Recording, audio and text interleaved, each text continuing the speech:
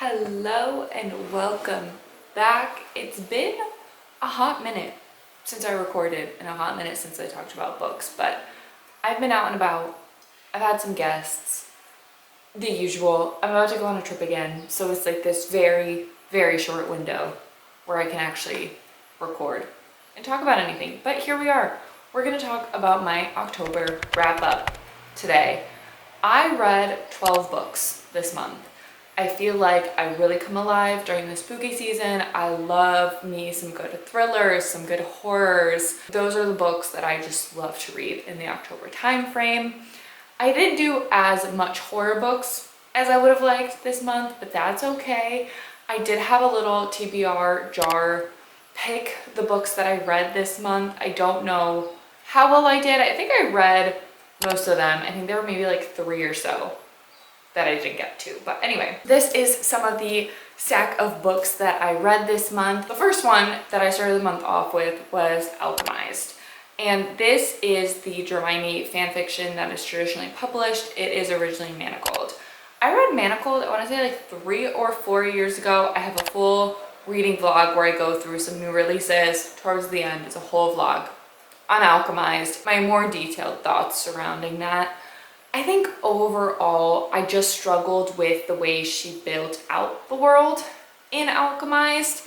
I think the magic system was really poorly done, and then there also wasn't like a good foundation of characters and their relationship to one another. And I feel like a lot of authors that go like the fan fiction to traditional publishing pipeline are like successful in the fan fiction sense because they have a solid foundation of who the characters are, and they miss the ability to do that really well in a traditionally published novel. Like, I didn't know what a lot of the relationships were. If I was just reading it as a standalone, I didn't really care about how people were interacting with each other.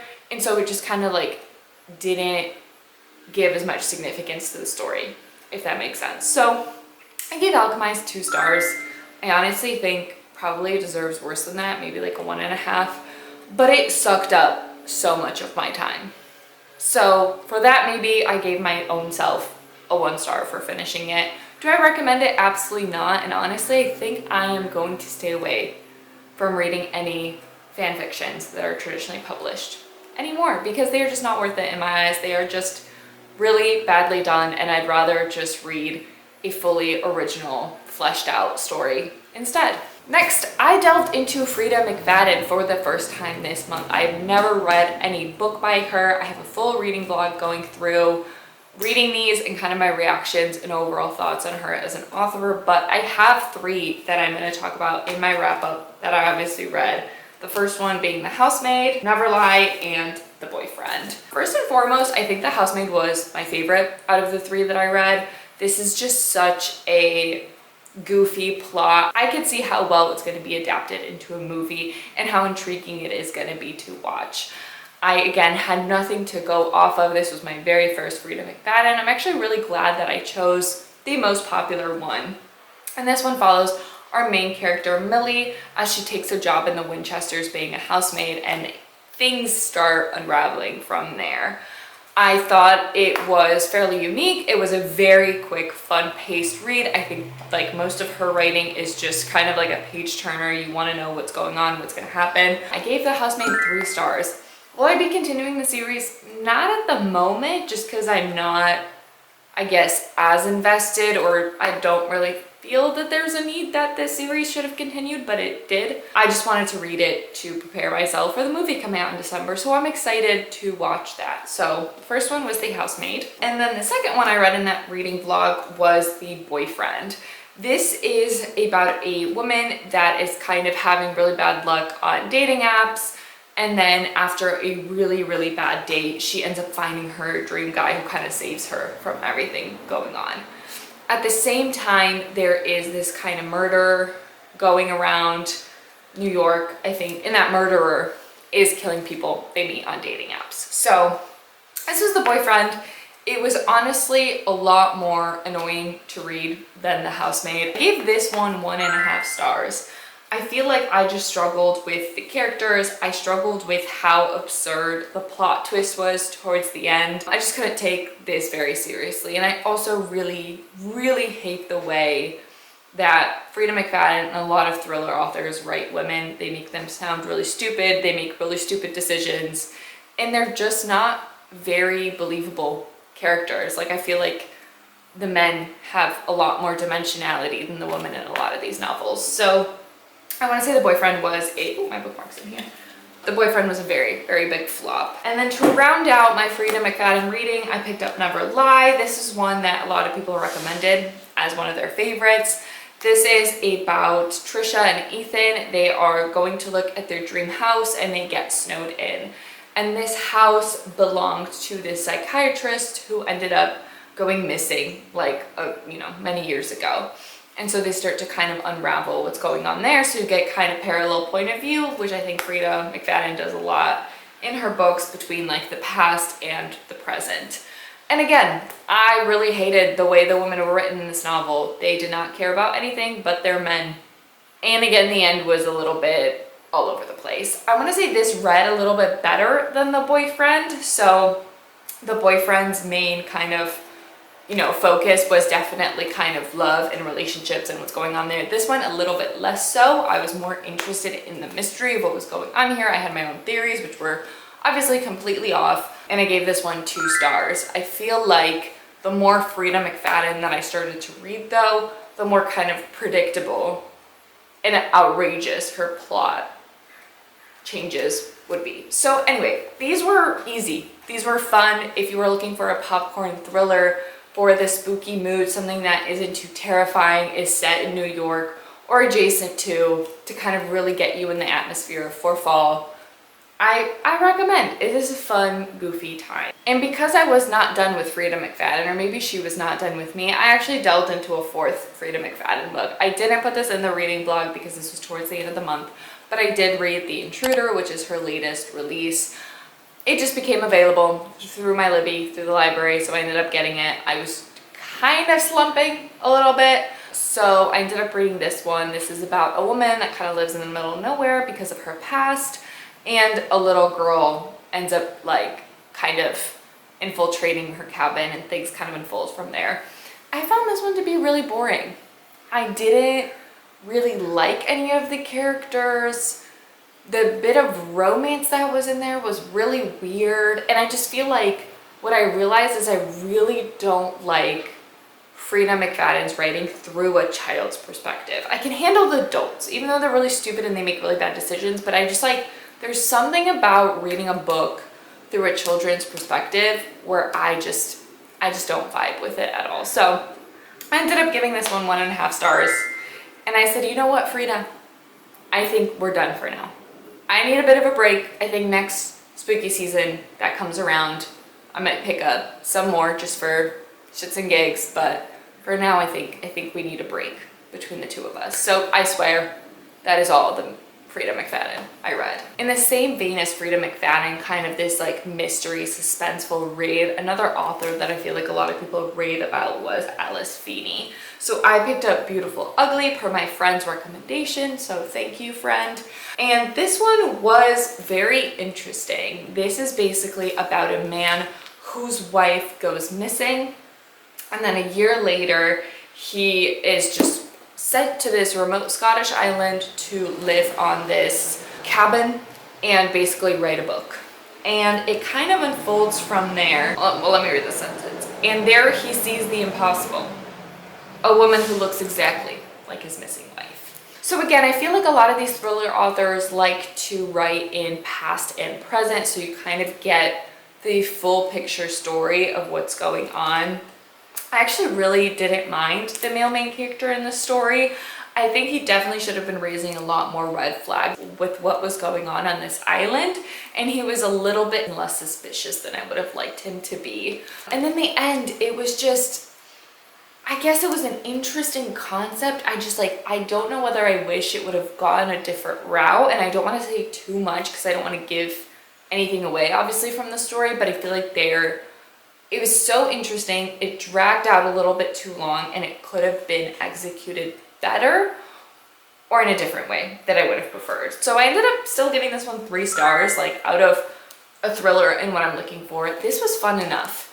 Will I read any more Alice Feeney? I don't know, because I think I've read one. I've tried to read Good Bad Girl, Bad Girl Ugly? No. Good Bad Girl? Bad Good Girl? Something like that. And I hated it. I really hated the writing. So again, I just don't know why these female thriller authors struggle writing more so through a female perspective. It just infuriates me. But this one was fine enough. So yeah, 3 stars. If you're looking for a fun thriller, I recommend this one. I delved more into the horror genre, which is really what I want from a spooky season. And so I read You Let Me In. Again, this was chosen by my TBR jar. I had no idea this book existed. It is about a woman who is a very, I think, famous author who ends up going completely missing. And so in her kind of will, she writes the story of what happened. So again, the way the story is written is as if you're kind of reading her will. So she writes in first person perspective, but she also kind of addresses you like as her niece who is like reading this. And so it kind of goes through an interesting perspective of her telling the story of her life from the point that she's at right now. So sometimes she'll like interject and say, you know, and this is what happened later, and then kind of goes back and describes like the full story of what happened. And I find that to be a huge pet peeve of mine. Like, I absolutely hate it because it just takes away any of the mystery. Like, if I already know kind of what's going to happen and then you have to like retract and be like, and here's the full story, I'm not going to care anymore. And so I really didn't care in the story because it was just so weird. And it was just so weirdly sexual as a child. It's just, again, everything about it just rubbed me the wrong way. She basically gets haunted, or I guess the whole premise is that there's this pepper man by her since she was a kid. And I can't take that seriously. Like, this is what I envision when she says pepper man, and that to me is just not scary. And again, it's told from the perspective of her as a child growing up. I hated it. I gave it half a star. I do not recommend that. I don't know how it ended up on my TBR. I read it. I regret it. Next. I did read a classic. Again, another one that I pulled was Perfume, the Story of a Murderer. And describing this one feels so surreal because the premise of it is a kid that is born with an unnatural, canny ability to smell. And the scent that he loves most is a young virgin. And he ends up killing her. That's all in the back. It's not a spoiler in any sense. And that's like maybe this much of the story. So you read up until that point where it gets to the synopsis and then you're like, what else could there be? And it really unfolds from there. And I feel like I found the bulk of the story to be very intriguing. It was an interesting look at what it means to be human. I think the end fell off a little bit and some points were just kind of really questionable. So I was just really split on how I wanted to read this and how I really felt about it. So I settled on 2.5 stars. I feel like for a classic, again, it's a very easy read, one that you could definitely delve into. If you're looking something for like the spooky season that is still in the classic vein, I say go for it. Pick this one up. But like, temper your expectations. It's gonna be a little bit weird. And then finally, I think the last kind of traditional horror that I delved into was The Shadows. And this follows main character, Paul, who now in his current day, there's a crime that is committed in his town and it kind of mimics what happened 25 years ago when he was a kid. And 25 years ago, there was this kid named Charlie Crabtree, and he kind of created this group of friends. And I think one of the young boys ends up getting murdered and Charlie disappears. So now it kind of kicks off this suspicion of what's going on. This was interesting. I've never read anything by Alex North. I want to say the thing that I disliked the most about it was the fact that there were way too many characters. I think it gets very confusing with past and present, dealing with a lot of children, a lot of like who is actually, you know, suspicious, who is not guilty. It's just so many people, so many names, where it was just hard to keep track, and the timelines kind of blended together a little bit for me. And again, what I realized is I don't really like stories told from the perspective of children.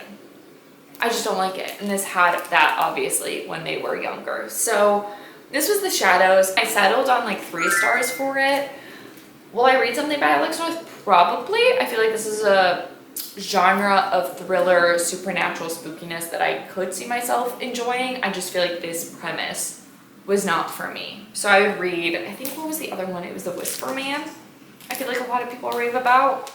And that one I'd give a chance to. And then another one that I had through my TBR jar was The Line That Held Us. This is about a man named Darl Moody who goes hunting for a buck and accidentally kills a man. So he ends up calling his best friend Calvin, and they end up trying to figure out how to basically hide this body and not get caught. And it just took a very interesting turn. I think if you're looking for a novel that doesn't go the traditional way that you think it's going to go, then this is the one for you. It's definitely still a slow pace and just kind of more so an analysis of like character than the actual like mystery and plot. And it does get a little bit absurd at times with what's going on. And for me, I feel like the writing style really didn't work, and I wasn't necessarily rooting for a lot of these characters. So I ended up giving this one 1.5 stars. Again, I don't think I would have read it had it not been for my TBR jar. Sometimes there are books hidden in there that I'm absolutely gonna love and be surprised by. Some I'm just not gonna feel great about. So that was this one, and maybe I spared you if you're thinking about picking this one up, that it's not really a good choice. But yeah, that was The Line That Held Us. We're getting close to the end, I swear. I've got 2 more books to mention. One of them is Nettle and Bone by T.K. Fisher. This is basically about a main character. I think her name is Mara, and she lives in a kingdom where her older sister got married and then ended up dying, and now her middle sister is married to the same man because they're like not a very affluent status, so they have to be married off to this kingdom. And she's in a position where she's trying to save her middle sister from her spouse. And so she embarks on this adventure of, I don't know, figuring out how to do that. So it's kind of like a cozy fantasy mystery, little bit of romance, like it just kind of like floats along, which is fine. Like it was an interesting enough read where, you know, the ambiance was there. It was a little bit, you know, fantasy like, but I just don't like cozy. I really, really hate cozy stuff. I love a dark ending. I love, you know, not everyone having a happy ending, and so this one just didn't do it for me, and that's a matter of personal opinion. I didn't know T.K. Kingfisher had writing like this. This was my first of the author, so I gave it still 3 stars. I thought it was fine. Not something I would normally pick up. I'm glad I did. Again, the writing was pretty great, so I guess that kind of saved it, but that was Nettle and Bone. And the last book that I will talk about is Replaceable You by Mary Roach. I love Mary Roach so much. Anything she writes, I will read it, and her kind of nonfictions are just very funny. She really dives into one specific topic, and then it kind of feels like you're reading kind of little journal articles or like little snippets. Replaceable You in this case was just kind of various advances to kind of help aid the human body, whether it be prosthetic limbs, whether it be advances in, I don't know, like eyesight or whatever it might be. She really delved into these very niche topics, so you always end up learning something. That woman can sincerely do no wrong in my eyes. I gave this one like 3.5 stars. Was it the most entertaining and fun topic that I've read? No. Did I learn something and have a fun time? Yes.